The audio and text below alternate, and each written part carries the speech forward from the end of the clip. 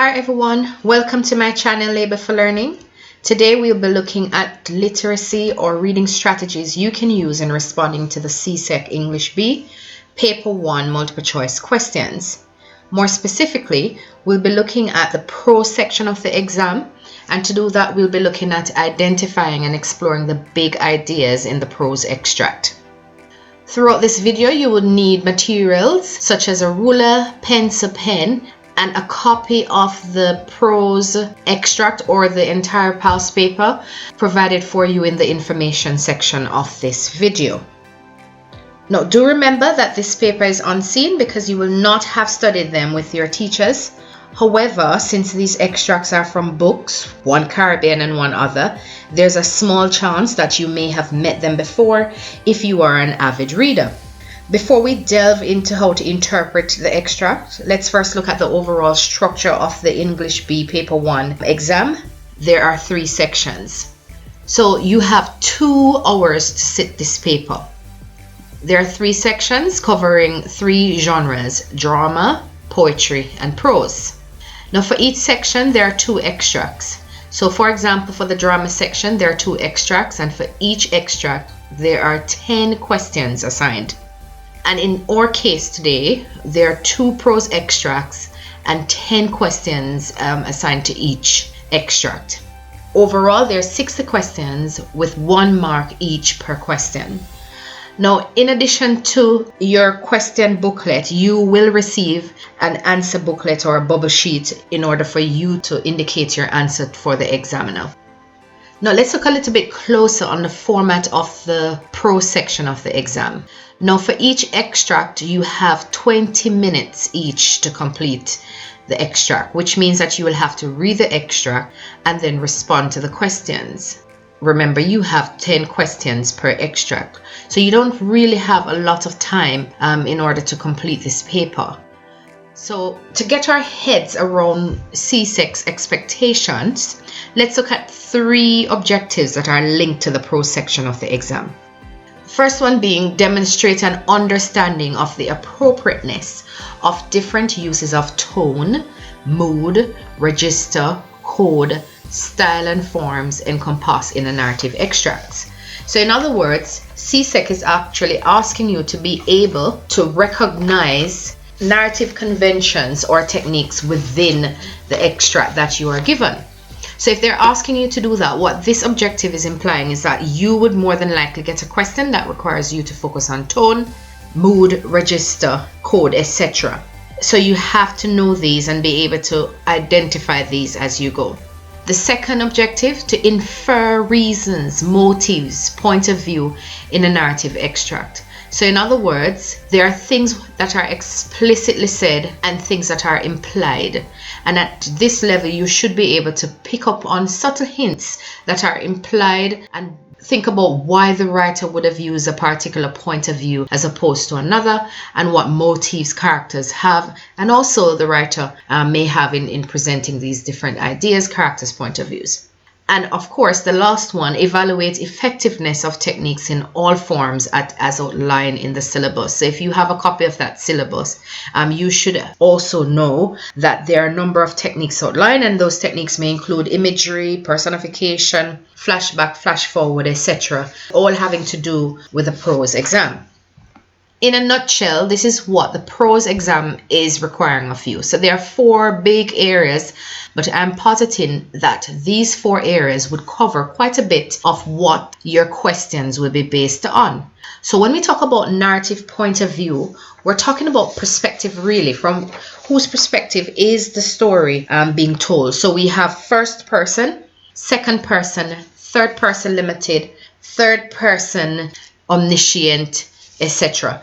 Now, if you would like a detailed copy of what each of these is, then you can look in the information section of this video, and of course there's a link to a document outlining each of these techniques. Now, as it relates to narrative devices, you'd be asked to look at backstory. You need to know what that is: flashback, flash forward, foreshadowing. And it's also your ability not only to know what they are, but be able to spot them in writing, and in this case in your prose extract. You'd also be asked to look at the antagonist versus the protagonist. So in other words, the villain versus the hero. And then finally, I'm proposing that in terms of methods, you'll be looking at tone, and tone is linked closely to mood, imagery, what pictures are formed in your head as you read the prose, metaphors, similes, etc. So your multiple choice questions from the prose extract could be related to either one of these ideas from these 4 big subtopics or topics that CSEC could choose from. So what the message that you should be getting is that you need to be very knowledgeable about what each of these is, and then you should be able to spot them. Remember, I've left a document for you in the information section for those of us who need to brush up on what each of these is. Okay, let's look at the strategies that you will need when you're reading your prose section of that exam. The first step is to check for basic comprehension. Within checking for your basic comprehension, you need to check outline and self-abridge. I'll talk about what that is in a later section. Step 2, you need to closely read the prose and annotating to signpost. So your pen or pencil will never stop when you're doing this exam. There's no dead time. You have to keep going and ensuring that you're making sense of what you're understanding from the extract as you go. Step 3 is looking at the where, linking to setting the who, linking to character, the what, why, and how, linking to the plot. Remember, it's a prose extract. Sometimes, without us realizing, we might miss a line, and that line could be important in our understanding. So we want to make sure that we're using a ruler to track our understanding of what we're reading. Now, the first thing to look at in step 1 is to read the extract. But before we get into how we're going to read this extract, please remember to pay attention to the title of the prose. So this one is George and the Pink House. So immediately what we have here is a hint at perhaps one of the characters. We don't know if it's the protagonist or the antagonist. And of course, there's some information about a pink house, which should be raising flags because it's a bit strange that the house would be pink. Now, what I'd like for us to do as we read, remember I said that there's no dead time in this exam. You need to be doing something to be self-abridging or regulating your understanding of the extract as you go. You cannot afford to have your pen or pencil sat on that desk as you read because you're not tracking how much of this prose you're understanding as you go. Now, as you read also, remember that you have just gotten a section of part of a story that could be part of a novel or part of a short story, and then you want to make sure that you figure out where would this fit within that story. So step 1 is your reading, checking, underlining, and self-regulating or self-abridging what you understand as you read. And this is why there's no dead time in the exam. So let's look at an example of that. So if I read the line, I was much more afraid of George than I was of Bigfoot, although Bigfoot was the biggest and the strongest man in Miguel Street, the street. So how would I apply this step of my reading? So when I read the first line, for example, I understood every single word there.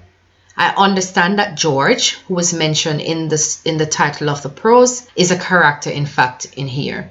I have information that a narrator is telling the story, and there's no word here that I don't get. And so I'm going to put a tick at the end of the first line.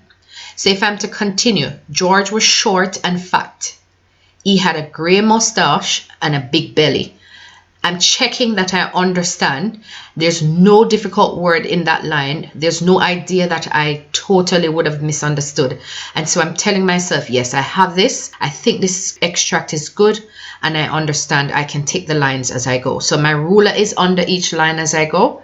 And then I'm ticking to make sure that I get every single word and I understand. So it's not enough to just read this extract. You need to make sure that you are checking and regulating yourself. Am I getting it? Is there anything that's unclear here? What do I do if that's the case? So I'm going to posit that I understand the third one as well. Or what if I didn't understand a word in line 4? So let's read line 4. But he was always muttering to himself and cursing, and I never tried to become friendly with him. And let's say, for example, I did not get the word muttering. I don't know what it means. I've never heard it. I'm just meeting it. And in the exam, there's no dictionary. My teacher is not in front of me. How do I understand this? So in order to regulate my understanding, I'm going to use context clues. So I'm going to look at other words within the same line or even before or even after to help me understand. And within this particular line, I'm looking at the word himself. So I'm thinking that, okay, he's doing something to himself. So this muttering that he's doing to himself suggests that he can't be heard, maybe. And then I'm looking at the word cursing. And cursing here tells me that, okay, cursing and muttering seem to have something to do with a speech, because I know when people curse, they're speaking. But the fact that there's that conjunction and there, I'm going to say that muttering is similar to cursing in that they're both speech. But then he says it to himself. So for me to understand muttering, I'm going to say that muttering means that maybe he's cursing quietly because he doesn't want people to hear. And so I've put a line under the word muttering. I could take this further by putting what I think it means in the corner of this extract. I'm going to put quietly to myself or to himself. Because I've figured that out, then I know I understand the first paragraph. And I'll continue reading. He was like the donkey he had tied in the front of his yard, grey and old and silent, when it brayed loudly. You felt that George was never really in touch with what was going on around him all the time, and I found it strange that no one should have said that George was mad, while everybody said man whom I liked was mad. So I'm checking my understanding as I go, and there's nothing here to throw me off. I know that I get this, and I'm regulating myself. I'm ensuring that I'm checking and abridging that regulation to say that I understand, and I'm underlining any part that I don't get. George's house also made me feel afraid. It was a broken down wooden building, painted pink on the outside, and the galvanized iron roof was brown from rust. So I've underlined here again, galvanized iron roof. I'm going to look within the sentence again. I don't know what galvanized mean, but then there are two words here that could, or maybe four, that could help me figure out what galvanized mean. So it could be that it's made of iron. It says roof, and then it says was brown from rust. And then two things can help me here. Because I am from the Caribbean, I know that people make their houses from zinc roofs that's made of iron. Could it be that galvanized means that the material used to make this roof is similar to this zinc roof that I'm familiar with? And so I'm regulating my understanding as I go because I need to get this. But what if I'm reading and there's nothing there to help me understand? Am I going to panic in the exam? Surely not. What I'm proposing you do is perhaps put a circle around that word. And if you can't figure out the word and the meaning of the word, don't panic. Sometimes you get a couple of the meanings if they're strange words at the end of your extract. Or it could be that that word that you don't get will not affect your overall understanding of the extract. So don't be thrown off by it. But the most important thing for you to remember here is that you need to read, check, put a line under where you don't get, check within the sentence or before the sentence. So in this case of galvanized iron, it did say before broken down wooden building. So we know that it has to do with a building. Here we got some information that is painted pink on the outside, which links very well to the title. And so the process continues. Now remember, it is unseen. You will not understand it the first time perhaps you read. So let's say that you read through quickly, you have done your check, your line, and you're regulating your understanding of difficult words or ideas. You still don't get it, but you have to read again to make sure that you've secured this. And so you have roughly 5 to 7 minutes to actually read and practice this check and line and regulating your understanding. And so you're reading quite quickly, but you have to use that ruler to make sure that you're paying attention and you have to focus 100%. These steps may seem difficult to you at the start, but with practice, you have enough time left before those exams. With practice, you will be able to go a bit quicker. So if I were you, I'd grab as many extracts as I could find. With my ruler and pencil, I'm going to practice this as I go. Now, the second step that you need to carry out is annotating as you read. You have to be a big fan of annotating, because what it is, it's forcing you to interpret what is read. So here are some examples. So when I read this first paragraph, I immediately noted that it's a first person narrator told from someone's perspective, which makes that limited because we're getting this person's idea. Now, if you look at the top of the screen, remember when we looked at those objectives that CSEC might have chosen from? We said the second one was to infer reasons, motives, point of view in a narrative extract. We have gotten one of the techniques perhaps that CSEC might ask us a question on. So this first person narrator is afraid of George. We don't know what the person's name is afraid of George. So suggesting that George is a familiar person to him. So could it be that this narrator lives in a community with George? Can't be that he's visiting the community because it says he's never become friendly with him, etc. So I'm making some assumptions here as we go. And then he said muttering to himself. And could that be why he's afraid of George? So I'm making notes in the margin. George muttered to himself. Muttering are strange sounds said quietly, and so this narrator thinks that George's behavior is strange, and I want to pay attention to that. If you are smart and crafty, what you can do is glance over the questions and then start making your notes as you go. Alright, he continues with more information about why he could potentially be afraid of George. So when he spoke, he brayed similar to the donkey, very loud, not really in touch with what's going on. George was mad. So here's something else that we have gotten here. We are getting a clear sense that George is the antagonist because the narrator has a problem with George, and the narrator presented as the protagonist here. Now, your third and final step is just a step back, a reflective step on what you got from this story so far. And remember, these are all linked to the conventions of prose. So, for example, you need to ask yourself, so where is the action taking place? Who is or are the characters involved in telling the story? What happens at the beginning of the extract, the middle of the extract, and at the end of the extract? Why are we told the story? So in this case, it's the story of a first person narrator. What are the big ideas? How is the story told? Are there interesting methods like similes, tone, pace? What's going on in the extract? The most important thing to remember is that you should never attempt this step until you have read the whole extract or you have understood the whole extract. So let's look at step 3 answers. Where, a community or neighborhood. Who, an unknown narrator. What, the entire extract is about the narrator's impression of the antagonist George. The beginning of the extract looks at the narrator introducing the idea that he's afraid of George, the antagonist, and explains why in his description of his appearance and the house. Think about what happens in the middle of the extract on your own. You remember, you can always pause the video, download the extracts, and take it slowly as you go rather than watching all the way through at first. And then you need to think about what happens at the end of the extract. And then lastly, why or how are the big ideas. So the big idea is the narrator seems to be afraid of George.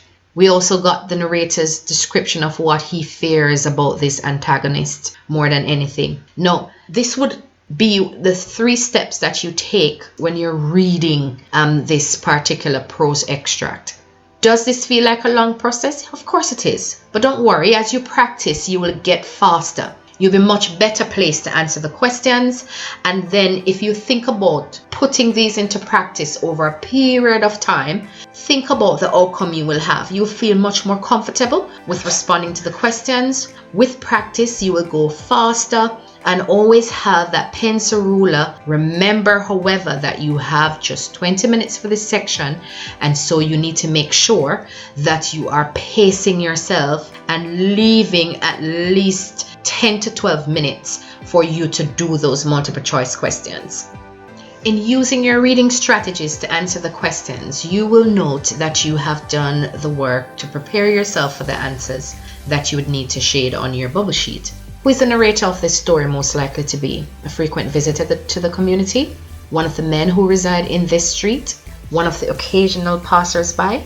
a child resident in the vicinity, which of these could be the answer? Remember that in reading and annotating and checking your comprehension, you use the who, where, what, why, and how to inform your response to these questions. Don't panic. So for example, you already know who the narrator is. Now, based on the fact that this person fears another character, then we could guess that potentially could be a child resident within the vicinity. So you already prepped for this answer.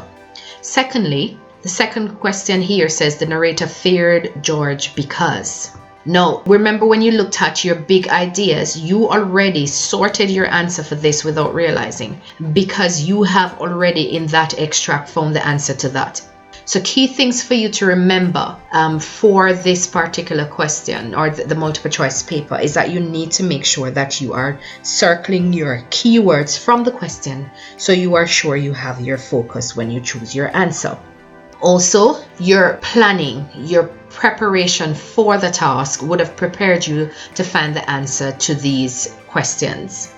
As a reminder, you need to read the questions carefully. Many wrong answers are also chosen from misreading the question. Now, if you have not yet seen one of my videos looking at the poetry collection and how to eliminate wrong answers, now is the time to have a look. You can click on the link available in the information box. But 2 key things to remember here: read all 4 of the choices and you need to eliminate wrong ones as you go. A correct response is the answer that most accurately and completely answers the question. I can't reiterate the fact that the answer completely answers the question. Sometimes CSEC will give you part of the answer coupled with a wrong answer. You need to make sure that you don't get overexcited by this and you are carefully reading to ensure that you have taken the entire answer. Now, just as a refresher for you, in order for you to eliminate wrong answers, you need to look at the keywords in the question. Look out for words misstated or key ideas twisted in the answer or different from the important words in the question. You need to look to see if the answer is unreasonable, just feels wrong, just does not fit, and you are eliminating that as you go. Or the answer is just not applicable. It brings up information that the question does not address. Go back to that unseen poetry video for examples of these. Look for qualifiers. The answer does not fully support qualifying words in the question. So CSEC tends to give you qualifying words like most describes who the narrator is. So you have to look for that in the question as you go. Now, in closing, just some advice from me: don't panic. It's a 60 question multiple choice paper lasting 2 hours. For each section, whether it's a poem, whether it's a drama extract or a prose extract, read the extract twice. You have 5 to 7 minutes to read. Self-regulate or check your thinking by reading with a ruler and pencil to track each line. It's very easy when you're under pressure to actually lose track of your reading, and that could mean a gap in your comprehension. Put a check or a tick at the end of each line to track your understanding. You must know what you understand. Underline the words you don't understand and use clues or words in the sentence to help you figure them out. This is so important in the absence of a dictionary or your teacher to help you in the exam. Annotate for narrative techniques such as perspectives, antagonist, protagonist, etc. And by that I mean use your question booklet carefully by putting your notes in the margin to help you make sense and make your thinking visible. Ask yourself the who, where, what, why, and how questions. How especially links to methods, so if you have the answers to that, you are off to a good start. Read each question carefully, circling or underlining keywords. Look out for wrong answers as you read and eliminate them. Remember that unseen poetry video is good in helping you understand what to eliminate. Shade all 60 answers. You have no time to leave any question blank. That could be the difference between a grade 3 and a 4 or a 1 and a 2. So we are at the end of another lesson. Please be sure to check out other videos in my collection and watch this space for others to come. Remember to first give a thumbs up if you like this video, share it with a friend, and most importantly, hit that bell below to subscribe so you never miss out on videos when they are released. Finally, be sure to download the documents available in the information section to help you with your preparation. See you soon!